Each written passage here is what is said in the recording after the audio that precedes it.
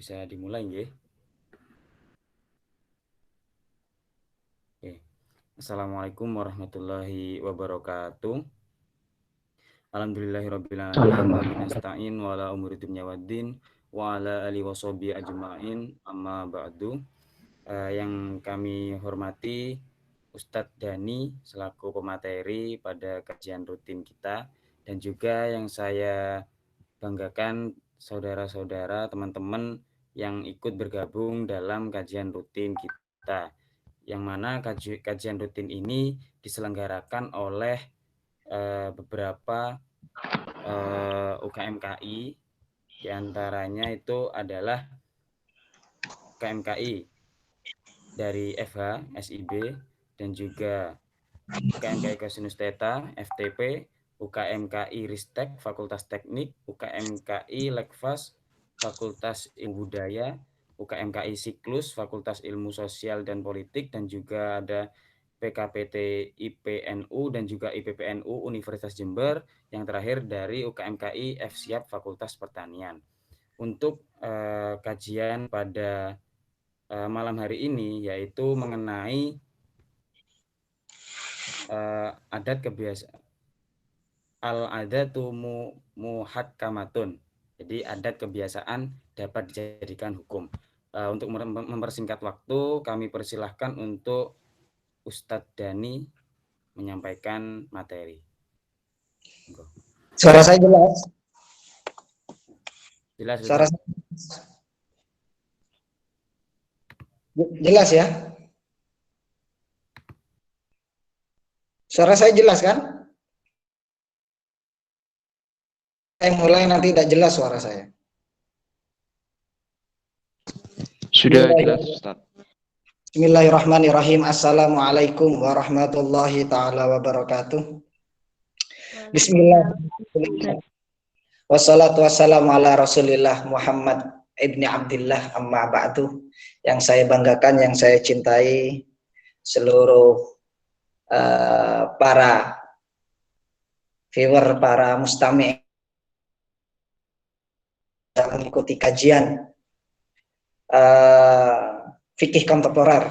Pada malam ini insya Allah kita akan membahas tentang kaidah kubro, kaidah yang besar yang dijadikan pegangan dalam menentukan hukum. Seperti yang sudah saya jelaskan sebelum-sebelumnya, ada 5 kaidah yang menjadi pegangan.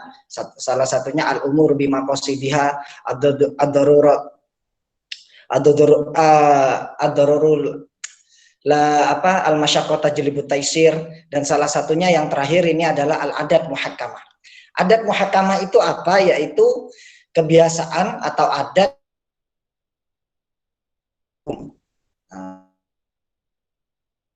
yang lain disebutkan dengan kata urf. Urf itu bahasa Arabnya yang artinya adalah adat atau kebiasaan.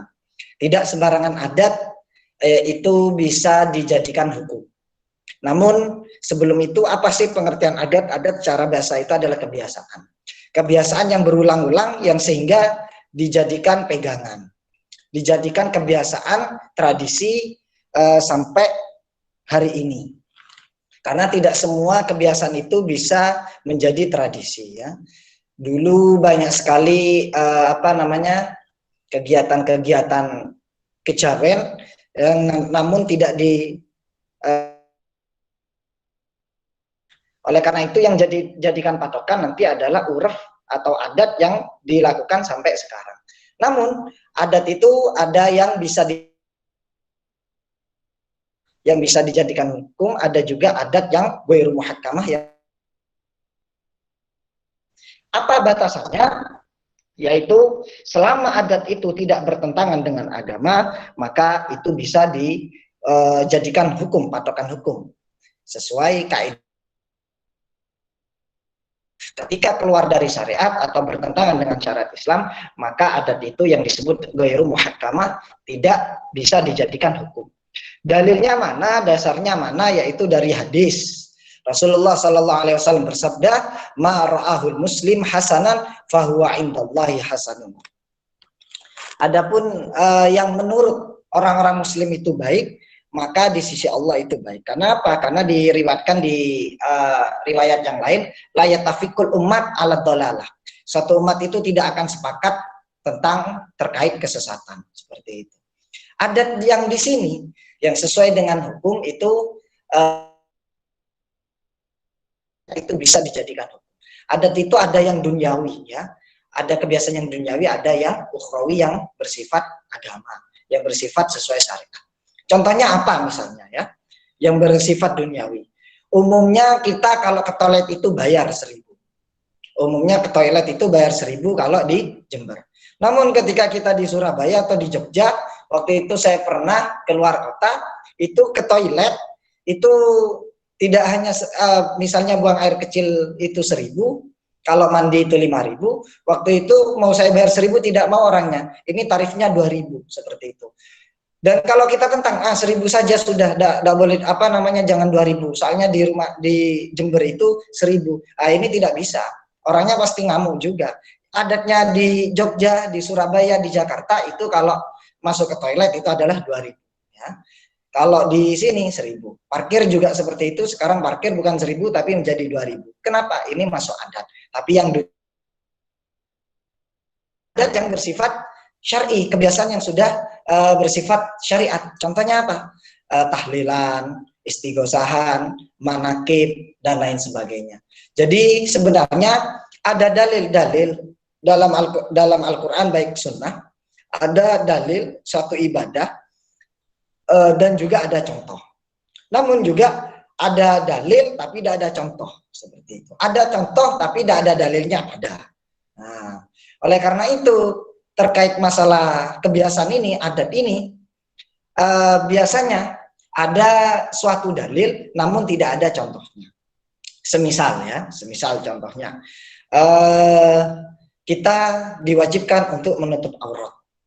Dalam menutup aurat ini, cara menutup auratnya ini dikembalikan ke adat, ke kebiasaan. Karena tidak ada dalil yang menerangkan harus seperti ini, harus seperti ini. Enggak. Jadi dikembalikan ke kebiasaannya. Kalau di Arab itu nutup auratnya itu pakai jubah, yang perempuan pakai himar, pakai cadar. Kalau di Indonesia pakai apa? Pakai batik. Ya, kalau di Amerika sana pakai jas misalnya, Inggris juga seperti itu, di Eropa sana menggunakan. Jadi disesuaikan dengan adatnya masing-masing. Nah, contohnya juga yang lain, semisal dalam rangka menafkahi misalnya.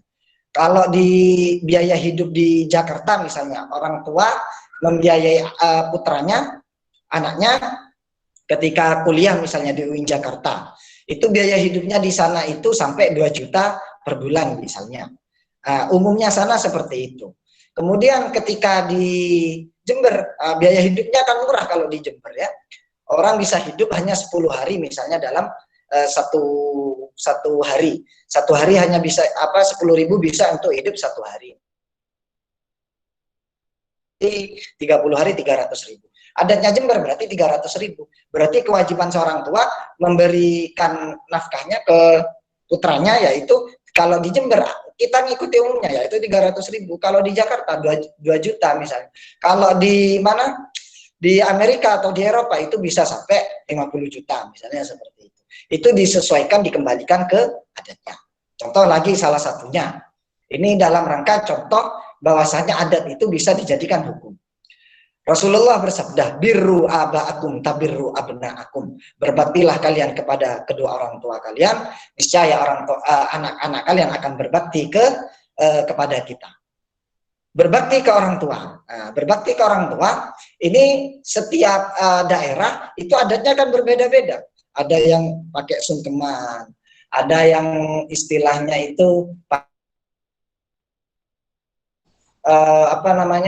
ya, pokoknya setiap daerah itu memiliki bahasa masing-masing, memiliki tradisi masing-masing, dan itu tidak bisa disamakan. Adatnya orang Madura sama Jawa kan berbeda. Ini ketika kita hidup di Madura, maka kita ikuti sesuai adat yang Madura. Bagaimana berbakti ke orang tua kita sesuai ala Madura. Ke orang Jawa seperti itu, berbakti ke orang tua sesuai dengan adat kejawaannya, seperti itu. Ini yang bisa dijadikan suatu hukum. Dan juga misalnya dalam adat ini saya kasih beberapa contoh biar gambarannya sangat real ya. Ada seseorang mau hijrah, namun pas diolehi itu kok gaya hijrah sebenarnya namanya Asep. Kenapa kok dirubah menjadi Abu Hasan misalnya? Ya, contohnya apa namanya, punya anak namanya Hasan, kemudian bapaknya namanya Asep, maka si bapak ini dipanggil namanya Abu Hasan. Bapak itu kan bahasa Arabnya Abu Hasan. Itu bukan masalah dulu ya, dari zamannya Nabi, Abu Lahab, Abu Jahal juga seperti itu. Itu sudah adat karena bagus, jadi dilestarikan sampai sekarang bisa dijadikan hukum. Kenapa? Karena bagus ya. Mar'ahul muslimul hasanan fa wa indallahi hasanun. Apa yang dianggap bagus orang-orang muslim, maka di sisi Allah juga dianggap bagus. Misalnya saya punya putra, nama putra saya adalah Azam Hibbani. Maka kemudian saya dipanggil, saya menamai saya, nama saya kan Dani Firdaus, karena putra saya namanya Hibbani, maka saya dipanggil Abu Hibban. Ini tidak masalah, ini bagus. Bukan masalah hijrah sok ke Islaman, bukan. Ini sudah adat seperti itu. Ya, jadi kalau misalnya orang tua saya itu, bapak saya misalnya sering dipanggil Pak Andani, kalau karena di Maduraan dipanggil Pak Andani misalnya. Itu masalah adat seperti itu. Namun bisa dijadikan hukum, kenapa? Karena dalam rangka itu bagus panggilannya seperti itu. Standarnya untuk menentukan adat ini bisa dijadikan hukum atau tidak, yaitu standarnya dalil. Selama tidak ada dalil yang melarang, maka tidak bertentangan, maka itu termasuk adat yang bisa muhakkamah, yang bisa dijadikan hukum. Hal ini banyak diterapkan dalam fikih, salah satunya contohnya masalah haid. Ini memakai umumnya masa haidnya perempuan. Beliau Imam Syafi'i mengadakan penelitian dahulu ke Mesir, ke Baghdad, kemudian dijadikan satu hukum. Adatnya seorang perempuan ketika haid itu bagaimana, ketika nifas bagaimana, juga ketika mahar, masalah mahar ketika menikah itu mengikuti mahar umumnya sini. Kalau di Jember umumnya maharnya misalnya 100.000. Ya kita ikuti saja 100.000. Bahkan kalau di desa saya, kalau itu maharnya terlalu besar misalnya sampai 10 juta, ini tidak bagus. Karena apa? Karena perempuannya nanti dianggap suka uang atau matre. Nah, makanya kita adat. Kenapa? Karena adat itu bisa juga dijadikan hukum. Kalau kita harus menentang hukum, wah ini tidak ada dalilnya, ada dasar ini bid'ah.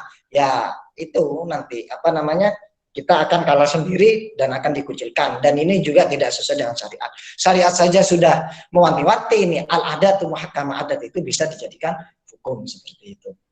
Jadi dalam rangka kebiasaan ini memang ada beberapa cakupan ya.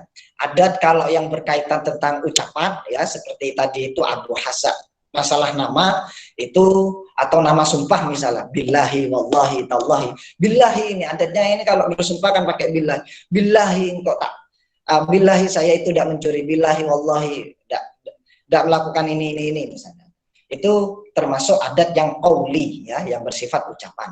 Ada juga adat yang bersifat amali, bersifat berupa perbuatan. Contohnya apa?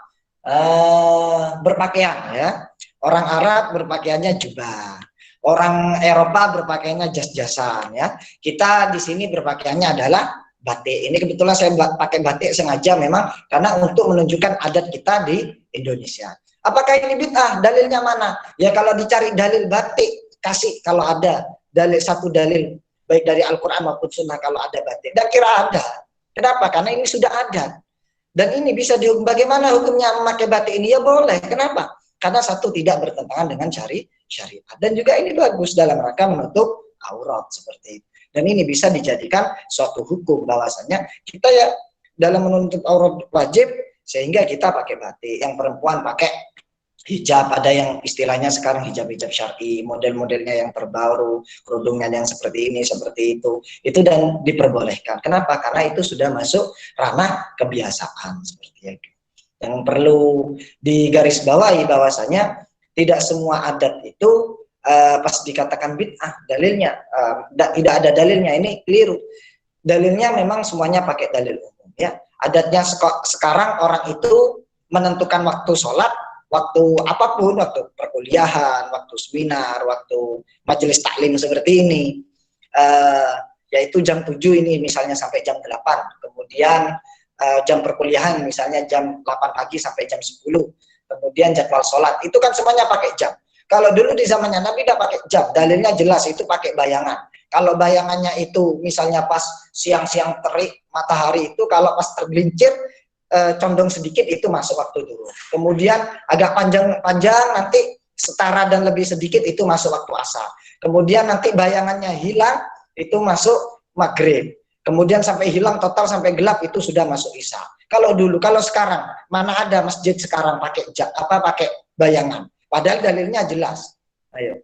Tapi kenapa kok tidak pakai bayangan ketika menentukan sholat, tapi pakai jam? Jam berapa sekarang? Ya, isaknya barusan jam 6.45.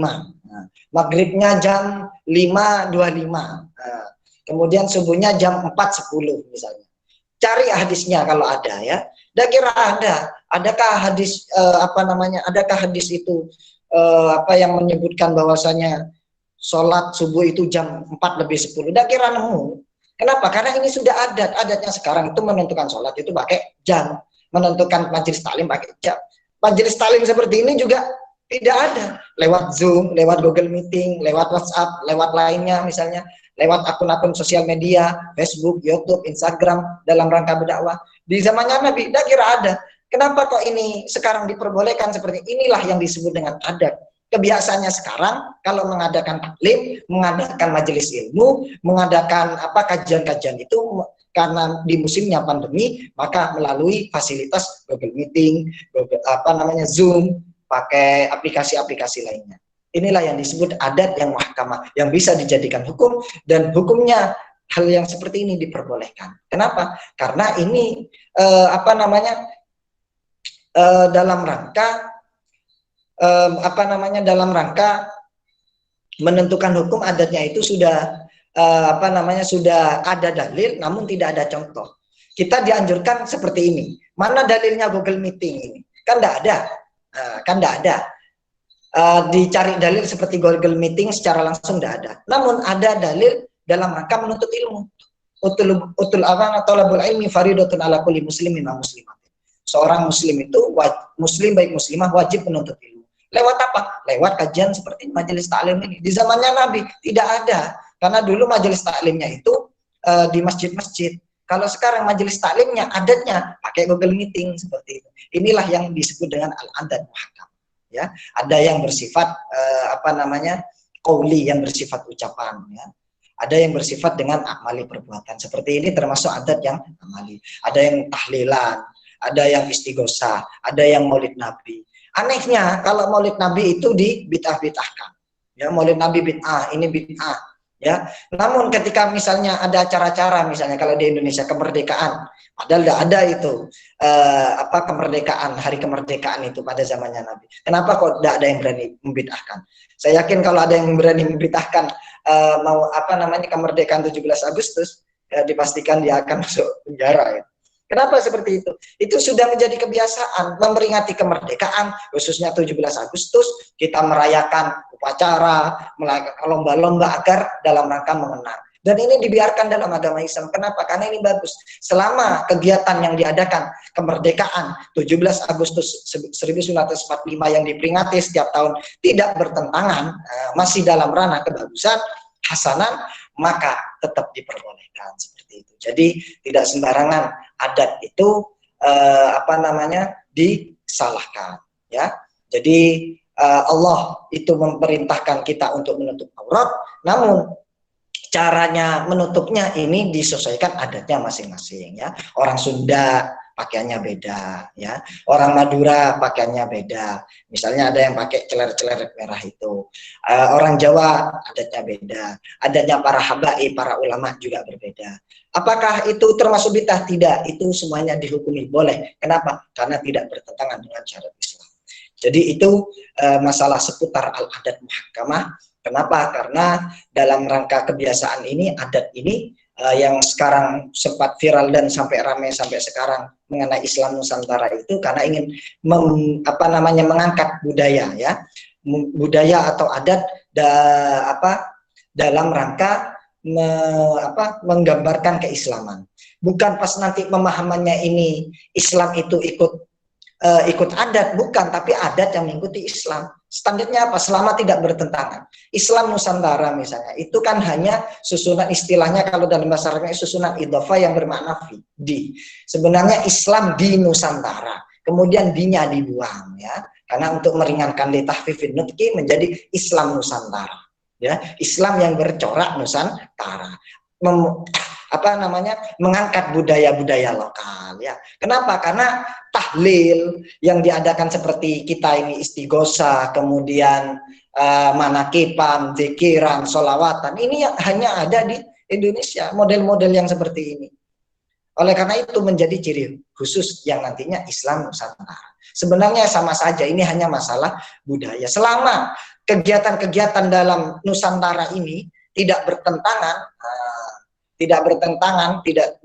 dengan syariat dan tidak ada dalil yang melarang, maka di situ tetap menunjukkan bahwasanya adat-adat ini, kenusantaraan ini boleh dijadikan hukum. Dan ini harus kita ikuti. Kenapa? Karena tidak bertentangan. Tahlil mana yang bertentangan? Isinya tidak mabuk-mabukan, isinya juga tidak perjudian. Kalau adatnya, misalnya adatnya orang kalau main ada pertandingan Piala Dunia adatnya taruhan. Ini kan sudah menjadi kebiasaan. Ini yang tidak boleh, yang harus ditinggalkan. Selama adat itu tidak bertentangan, ya kita harus mengikuti. Ada orang meninggal kepaten, kita datang ke sana, kemudian ditahlili. Kan bagus seperti itu. Kan tidak bertentangan seperti itu. Kalau kita tidak mau saya menahlili, itu tidak ada dalilnya, bid'ah.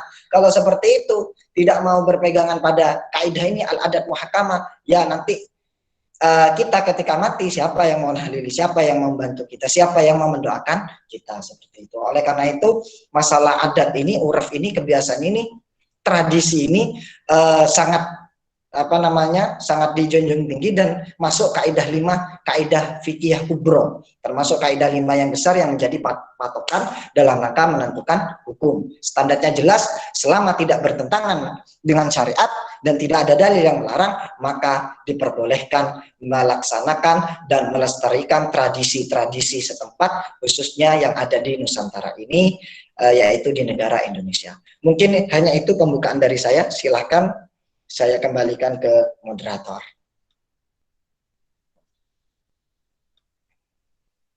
Terima kasih Ustadz Dhani sudah menyampaikan materi tentang adat kebiasaan dapat dijadikan hukum.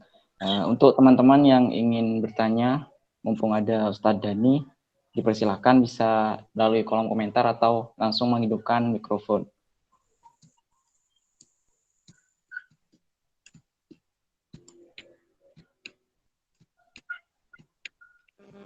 Monggo teman-teman yang ingin bertanya, dipersilahkan. Mungkin ada pertanyaan mumpung ada Ustadz Dhani. Yes. Mau tanya Ustaz. Monggo.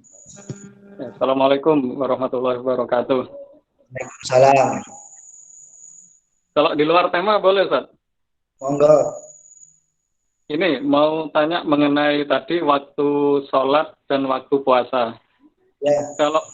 Kalau kita kan di Indonesia, di daerah Khatulistiwa, itu kan hampir seimbang Ustaz, waktu siang dan malam. Betul. Lalu bagaimana ketika di daerah sekitar kutub, misalkan Eropa Utara, Norwegia, Swedia itu kan waktu siang dan malamnya tidak sama antara musim panas dan musim dingin. Nah, itu untuk waktu sholat dan puasanya mengikuti jam apa mengikuti pergantian siang dan malam, Ustaz? Terima kasih. Assalamualaikum warahmatullahi wabarakatuh. Waalaikumsalam warahmatullahi wabarakatuh. Permasalahan penentuan sholat yang sekarang kebanyakan dikembalikan ke uruf, kebiasaan. Karena kalau di daerah kita, daerah Khatulistiwa sangat enak sekali. Kenapa? Karena daerah kita itu pergantian siang dan malamnya itu sesuai standar. Sesuai standar. Jadi tidak ada permasalahan. Namun menjadi permasalahan ketika itu di daerah kutub atau ada beberapa daerah yang memang itu di daratan tinggi sekali sehingga penentuan waktu sholatnya itu tidak tentu karena memang malamnya itu hanya sebentar, ada yang siangnya itu hanya sebentar. Terus bagaimana kita menentukan waktu sholat 5 waktu itu? Dalam fikih sudah dijelaskan ya, nanti bisa dibuka referensinya di Iqna atau Kifayatul Akhyar atau Yanatul Thalibin misalnya, itu dikembalikan ke urf. Nah, kembali lagi adat ini yang menjadi penentuan, al-adat muhakkamah. Nanti itu dikembalikan ke urf setempat, dikembalikan kebiasaan setempat. Kebiasaan setempat itu bagaimana? Tempat tersebut kan jauh dari matahari dan penentuannya tidak jelas, sehingga daerah mana yang harus dijadikan patokan kalau mataharinya tidak sesuai, yaitu daerah sebelah-sebelahnya. Daerah sebelah-sebelahnya yang bisa dijadikan patokan. Misalnya ini ada daerah A yang di sini tidak bisa ditentukan waktu siang malamnya, sehingga menentukan waktu sholatnya sangat susah.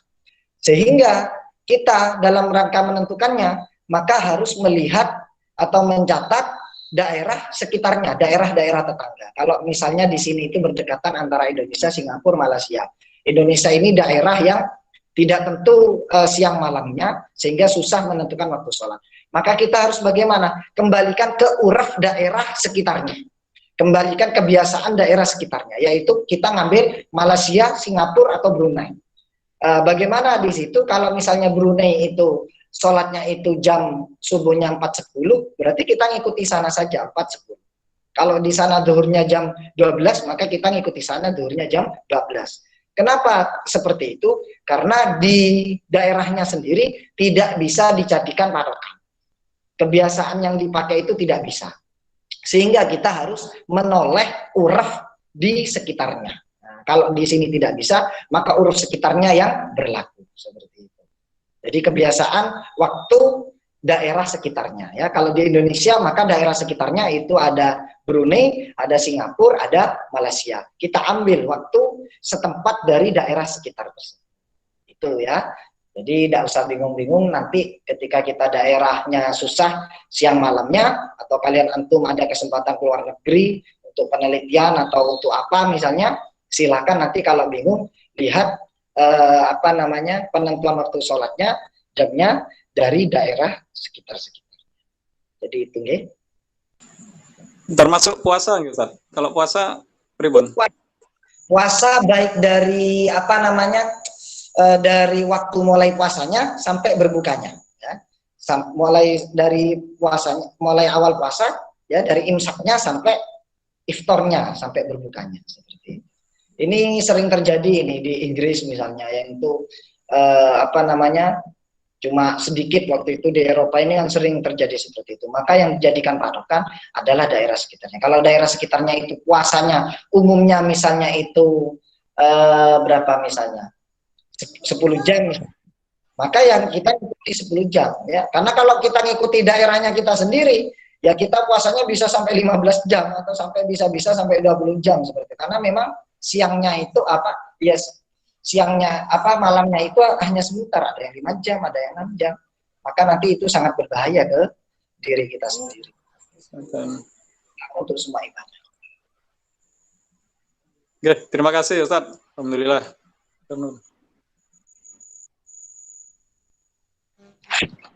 Kemudian ini lanjut lagi Ustadz, ada pertanyaan dari kolom komentar. Saya bacakan ya Ustadz. Assalamualaikum Ustadz, mau tanya mengenai adat atau tradisi jilu siji telu dalam pernikahan. Utamanya pernikahan masyarakat Jawa. Pasangan yang merupakan anak pertama dan ketiga, entah itu yang perempuan maupun laki-laki, seringkali tidak direstui dengan alasan akan menerima berbagai kesulitan apabila dilanjutkan hubungan tersebut. Hal tersebut merupakan adat yang muhakkamah atau ghairu muhakkamah. Terima kasih Ustaz. Ini repot ini ya. Kalau adat kejawen memang adatnya seperti itu ya. Siji loro telu ini kan harus berurutan. Kemudian tidak boleh melangkahi. Dan nanti tanggalnya sekian. Nanti kalau enggak sekian nanti geblak.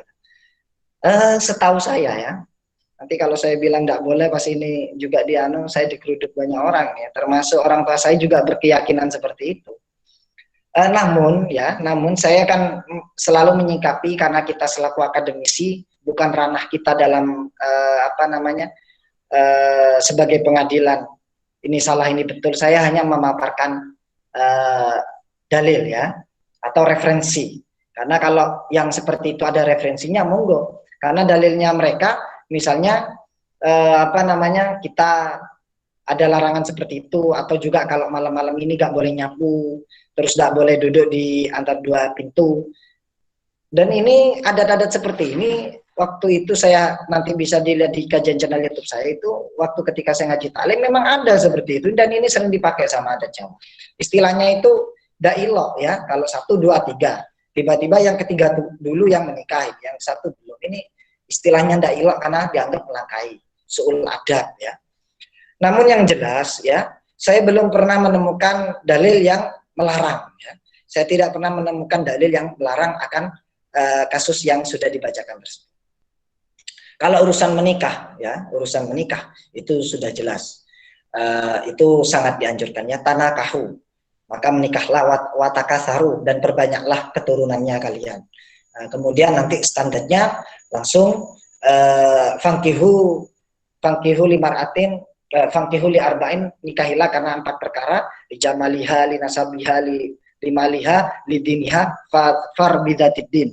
Maka nanti yang jadi pertimbangan adalah agama, bukan hal yang lain. Selama kita itu adat yang seperti itu, kita ikuti, ya monggo kalau mau mengikuti, kan tidak bertentangan. Namun selama itu, apa istilahnya, kalau kita merasa berat, dan juga nanti bisa menimbulkan pertengkaran dengan orang tua, lebih baik diikuti ya. Lebih baik diikuti, ini jalan aman ya. Ingat, seperti kaidah yang kemarin sudah kita kaji, darul mafasid muqaddamun ala jalbil masolih. Menolak keburukan itu kan lebih baik daripada mendatangkan maslahat. Menikah itu kan maslahat ya. Jadi orang itu kan dianjurkan menikah ya. Rasulullah bersabda, uzzabukum syara'irukum. Seburuk-buruknya kalian adalah dalam keadaan tidak menikah. Wa ardalu mautikum uzzabukum, dan mati seburuk-buruknya matinya kalian mati dalam keadaan tidak menikah. Kemudian kita mau menikah sudah ada kemampuan, namun karena saudara kita yang pertama belum menikah, maka bagaimana kita ini mau melangkahi, orang tua melarang seperti itu. Ya kita ikuti saja. Ya, kita bantu saudara pertama kita agar segera menikah, agar kita juga cepat menikah. Kenapa kok seperti itu? Karena nanti bisa menimbulkan pertengkaran sama orang tua. Ya orang tua kita kadang sudah percaya. Makanya adat-adat seperti ini, kejawen itu kan ada yang masih dilestarikan sampai sekarang. Banyak sekali ya. Tadi ini di dekat pondok saya, di majelis saya itu ada palak tahun. Ibu-ibu termasuk ibu saya dan tetangga itu mengucapkan ada palak tahun, diucap palak tahun gitu. Ini kan adatnya, saya ketawa tadi itu melihat orang-orang ada angin seperti itu, harusnya bilang innalillahi wa inna ilaihi rajiun atau astaghfirullahaladzim la haula wala quwata illa billah, atau doa musibah-musibah lah. Karena dalam Al-Qur'an dijelaskan idza asabatkum musibah qalu innalillahi wa inna ilaihi rajiun. Kalau kita ada musibah maka ucapkan innalillahi wa inna ilaihi rajiun. Tapi orang-orang kan enggak bilang itu. Ada palak tahun bilang palak tahun gitu, seperti itu. Tujuannya biar hilang palak tahunnya. Kan sebenarnya itu kan ada kebiasaannya mereka kalau lihat palak tahun atau panata itu mengucapkan seperti itu agar hilang. Ya kita biarkan saja sudah, itu orang yang berkepercayaan seperti itu, ya biarkan, nanti kita bilangi apa sedikit demi sedikit. Karena kalau kita menentang arus seketika ya orang malah tidak suka ke kita, malah menjauhi kita ya. Jadi kalau itu dakwanya orang tuanya, perkataannya orang tuanya sendiri, ya kita ikuti aja sudah.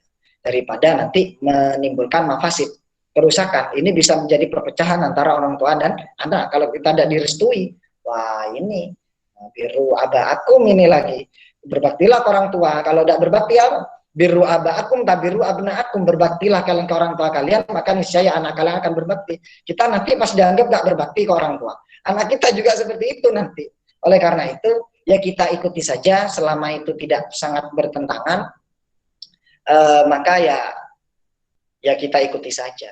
Terkait masalah nikah seperti itu, mau termasuk muhkamah apa ghairu muhkamah, kalau kita berdasarkan definisi yang ada, yaitu tidak termasuk yang muhkamah. Kenapa? Karena tidak ada dalil seperti itu. Selama ada dalil monggo, tapi ini kan tidak ada dalil. Barangkali mungkin ada dalil. Karena dalam kajian taklim mutalim sendiri saya lihat seperti tidak boleh menyapu, tidak boleh kalau malam-malam jahit itu tidak boleh.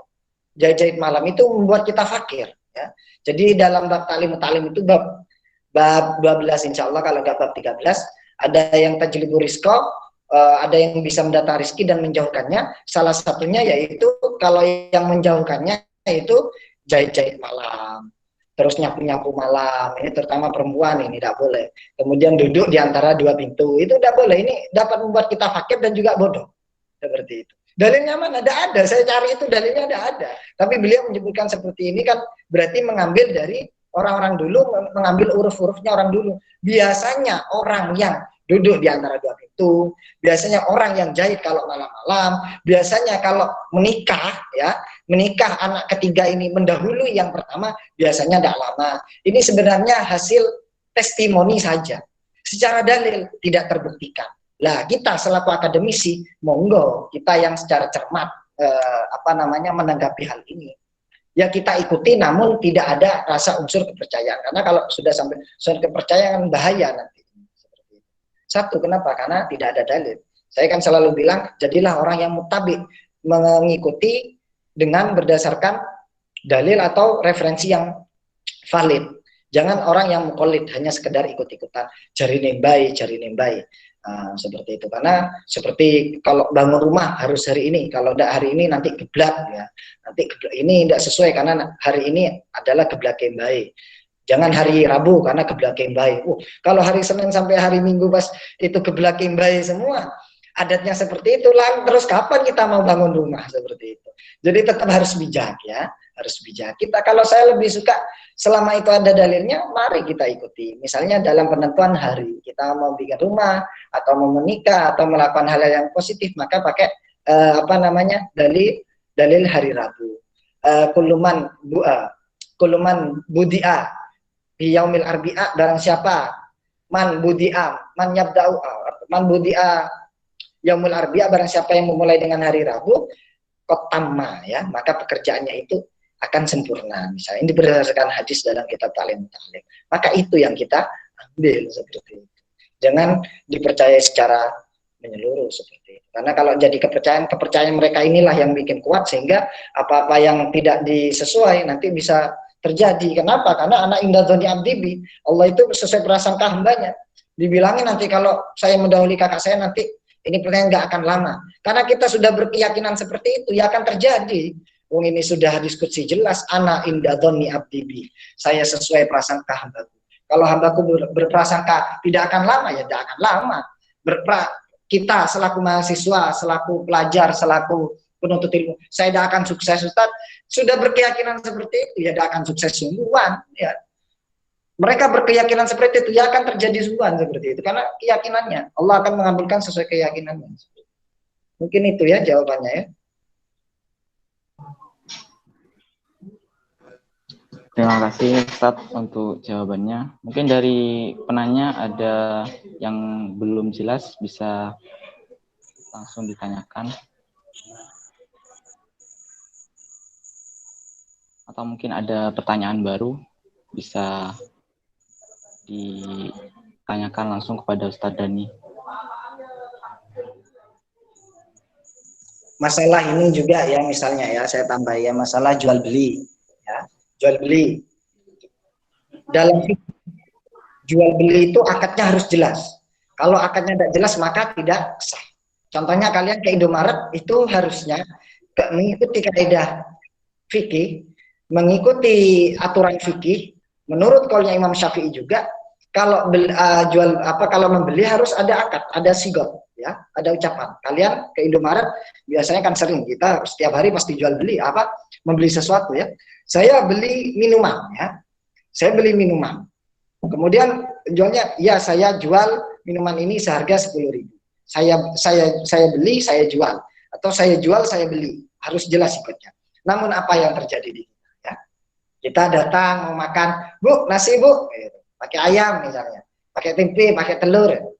Itu masa akan jual beli itu, ya. Kita akan sering seperti kalau kita di mall atau di Indomaret ambil barangnya, nggak ada jual beli, tiba-tiba totalnya 100.000, kita kemudian bayar 100.000. Ini yang kapan jualnya, kapan yang belinya, kan tidak jelas sih. Menurut kaidah ini, menurut kaidah fikih itu tidak sah jual beli yang seperti itu. namun terkena kaidah al-adat muhakkamah ya, yang dijadikan patokan oleh Imam Nawawi selaku ashabnya Syafi'i, para pengikutnya Syafi'i. Imam Nawawi sendiri berbeda pendapat dengan Imam Syafi'i. Jual beli yang tanpa sigot, tanpa saya beli atau saya jual, tidak memakai seperti itu yang disebut dengan be' mu'atoh ya, jual beli mu'atoh, yaitu jual beli tanpa sigot. Jual beli tanpa sigot bagaimana? Menurut Imam Syafi'i tidak sah. Tapi menurut pengikut Imam Syafi'i, Imam Nawawi sendiri mengesahkan. Kenapa? Karena sudah al-adat muhakkamah, adatnya itu sudah dihukumi sudah. Karena ini sudah menjadi tradisi kita. Kita kalau beli-beli itu pasti tidak. Kalian juga kalau pesan-pesan itu kan kalau dalam fikih itu di masalah bubur misalnya, itu kan tidak boleh seperti itu. Saya pesan bubur itu tidak boleh seperti itu. Kenapa? Karena itu tidak jelas nantinya. Jadi kalau dalam fikih itu sebenarnya harus rinci. Misalnya kita mau pesan minuman, saya pesan minuman, itu harus jelas. Kalau akadnya mesen, maka harus jelas. Saya mesen tehnya nanti ukurannya gelasnya 200 ml, kemudian gulanya 2 sendok, kemudian tehnya teh celup. Nah, itu baru diperbolehkan kalau pesan seperti itu. Kalau tidak jelas seperti itu, tidak sah. Namun menurut be' mu'atoh, menurut Imam Nawawi itu diperbolehkan. Saya pesan teh. Padahal itu sebenarnya kan akadnya jual beli, tapi dibilang kata pesan. Ini sebenarnya secara akad sudah tidak sah. Saya pesan misalnya yang sering kena longsor, kebetulan saya sering kena longsor di Jalan Jawa sama Jalan Mas Trip itu kan apa pesan apa? Pesan ayam ini misalnya. Loh, itu kan tidak akad jual beli seperti itu, akad pesan itu. Kemudian tidak jelas akadnya, itu secara tidak sah. Namun kena kaidah al-adat muhakkamah, maka akad jual beli tidak menggunakan sigot, namanya itu adalah be' mu'atoh, jual beli secara mu'atoh, yaitu tanpa sigot, tanpa ada ucapan saya jual, saya beli. Kalau kita kekeh sesuai dengan syariat, sesuai dengan kaidah fikih, maka harus itu. Namun karena sudah ada adat muhakkamah, kebiasaannya sudah seperti itu, maka diperbolehkan. Saya jual, kita ngambil minumannya, kemudian taruh di kasir, kemudian kasirnya nyebutkan 10.000 kita bayar. Ya sah ini ya. Kalau tidak sah berarti tiap hari kita makan minum yang haram. Kenapa kok bisa? Karena akad jual belinya tidak sah. Nah, itu. Makanya ini untungnya ngaji seperti ini biar tahu ya. Jual bagaimana? Jual beli online ini yang malah berbahaya ini ya. Karena ini sangat tidak sah ini. Kalau menurut fikih ya, menurut fikih kaidahnya itu secara tidak sah. Kenapa? Karena madorot atau bahaya yang diakibatkan itu lebih banyak. Barang yang dipesan itu kita tidak tahu nantinya, ya, tidak tahu benar tidaknya. Makanya sebenarnya kalau ingin sah itu boleh menggunakan akad pesanan. Namun harus rinci ya. Namun harus rinci. Semisal saya pesan HP, HP-nya ukurannya sekian, kameranya sekian, anunya sekian. Namun kita tidak sering menyebutkan seperti itu ya. Tidak menyebutkan sedetail itu. Padahal kalau akad pesanan itu harus detail ya, harus detail. Ukurannya sekian, kameranya sekian. Kalau istilahnya kalau dalam fikih itu budak. Saya pesan budak yang tingginya 2 meter. Rambutnya panjang, putih, cantik, hidungnya mancung. Nah, itu kan jelas kalau seperti itu. Tidak ada cacatnya. Harganya 10 ekor unta, misalnya seperti itu. Kalau jual beli online kan tidak jelas. Kalian juga akadnya tidak jelas. Namun menggunakan be' mu'atoh ini jual beli secara mu'atoh tanpa sigot ini diperbolehkan ya. Secara al-adat muhakam. Kenapa? Karena adatnya sekarang memang jual beli online seperti itu. Nanti tinggal resikonya ya ditanggung sendiri ketika barang tidak sesuai. Namun sekarang dijual beli yang online sekarang itu tambah bagus karena sudah ada sistem garansi dan juga sistem komplain, nanti ketika barang tidak sesuai ada komplain. Itu malah sesuai syariat seperti itu. Malah itu bagus, itu menurut pribadi saya itu malah tambah bagus. Dan itu secara adat juga tidak bertentangan ya. Itu termasuk adat yang muhakkamah karena adatnya sudah seperti itu. Semuanya jual beli online. Barang yang kita terima itu pun juga mereka dari hasil jual beli online. Kalau ini misalnya kita haram, berarti kita semua barang dipakai ini haram semua. Ini kain ini dulu dari jual beli online. Sekolahan itu membeli kain ini dari online, kemudian dikasih kepada asatid, pada para guru. Berarti ini yang saya pakai ini kan haram semua seperti itu. Ya enggak ya. Jadi itu sudah masuk adat, ranah adat, dan juga masalah masalah hukumnya ya diperbolehkan jual beli online. Selama itu tidak merugikan satu sama lain. Kalau sampai bertentangan, misalnya kita pesan ganja, pesan ini secara online, ya tidak boleh kalau seperti itu, jelas. Kalau selama itu tidak bertentangan ya tidak masalah. Terkait masalah akadnya, kita pakai akad mu'attah, yaitu akad tanpa ada sigot jual beli. Saya jual, saya beli, saya pesan ini tidak pakai seperti itu ya. Saya pesan baju kan cuma itu, ukurannya M, warnanya ini kan gitu. Padahal harusnya detail kalau secara fikih. Namun sudah ada kaidah al-adat muhakkamah, maka meskipun ada khilaf ya. Mungkin itu.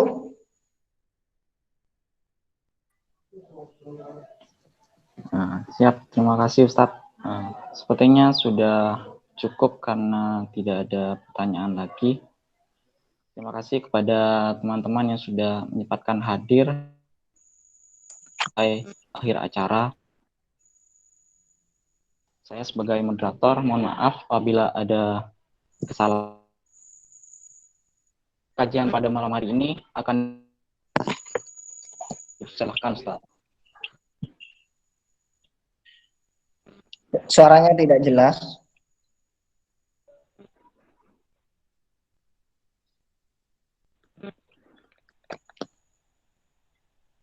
Mari kita tutup dengan bacaan suratul Fatihah ya. Mudah-mudahan yang istiqomah mengikuti kajian-kajian ini mendapatkan barokah ilmu, cita-citanya dikabulkan oleh Allah, hajat-hajatnya semuanya dipermudah oleh Allah. Kita doakan juga orang tua kita semoga selalu sehat walafiat, umurnya dipanjangkan oleh Allah, rizkinya dipermudah oleh Allah sehingga terus bisa membiayai kita untuk menuntut ilmu, belajar dari S1, mudah-mudahan bisa lebih sampai nanti S3. Cita-citanya menjadi orang sukses semua dikabulkan oleh Allah Subhanahu wa taala. Wa ala hadiniyah wa ala kulli natin salih syaulilah lahumul Fatihah.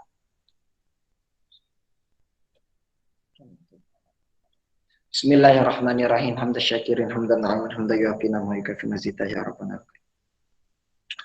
Allahumma la tada' lana dhanban illa ghafarta wa la hamman illa farajta wa la karban illa nafasta wa la hajatan min hawaijid dunya wal akhirah laka fiha ridha. Rabbana hab lana min azwajina wa dhurriyyatina qurrata a'yun. Rabbana taqabbal minna innaka antas samiul 'alim. Rabbana atina fid dunya hasanah wa qina adzaban rabbika rabbil izzati amma yasifun. Walhamdulillahi rabbil alamin. Sirril Fatihah.